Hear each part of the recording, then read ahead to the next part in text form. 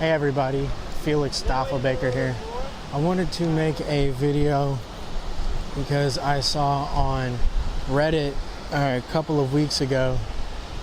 an anonymous post that posted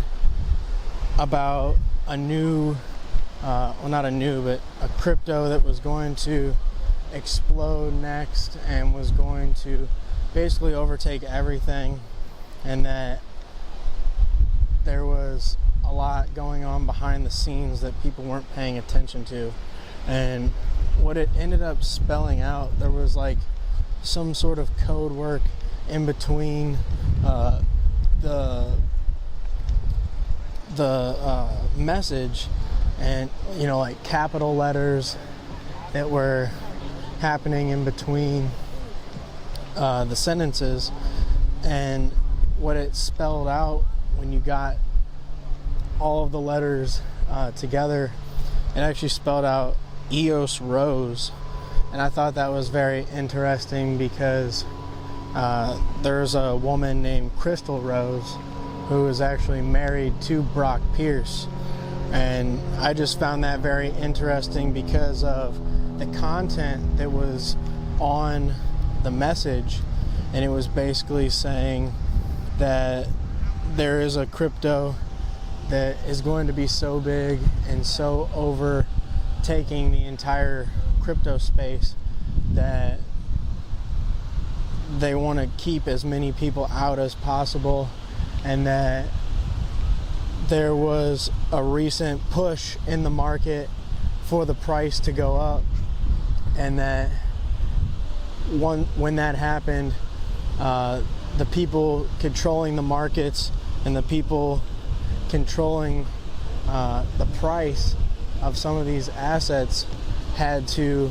make the price go back down and had to plunge the whole market down to be able to allow for that crypto to come back to a normal price, a price that wouldn't catch too many people by surprise, as far as thinking that that was the coin that was going to take off in the long run. So they wanted to scare a lot of people, shake a lot of people out of the market, and get people to sell their coins. And obviously it worked. We saw EOS go from a few dollars all the way up to $14 at one point, and then drop all the way back down to $5, and now we're hanging out in that range. And what this message on Reddit was saying was basically that the people controlling these markets were fast adopting EOS. They know that EOS is the crypto for the next bull run that will basically do the price appreciations that, say, Ethereum did during the last run, and that we have a brief opportunity to be able to scoop some of these up at these rock bottom prices. That everyone thinks EOS is dead, everyone thinks that EOS isn't the crypto that's going to make it. And what we actually see is a coordinated effort by the people in charge to be able to move the price down enough for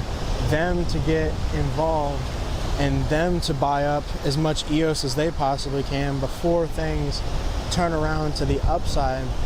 and turn around in a way that they probably won't ever be coming back. And you know, this, you have to take it on faith, and you not necessarily believe me or believe the Reddit message, but that's kind of what I've been saying this entire time, that if you're not in EOS whenever it takes off, if you're not in the markets when things get crazy and when adoption actually happens, that you're going to miss out. You're not going to be able to jump in later. Same thing with Bitcoin. If you would have bought it a little over a year ago at $4,000, you know, you could have bought quite a bit for your money, where now you see even at 30,000, you know, you're only able to capture 10% of your initial value if you put the same amount of money in as you would have then.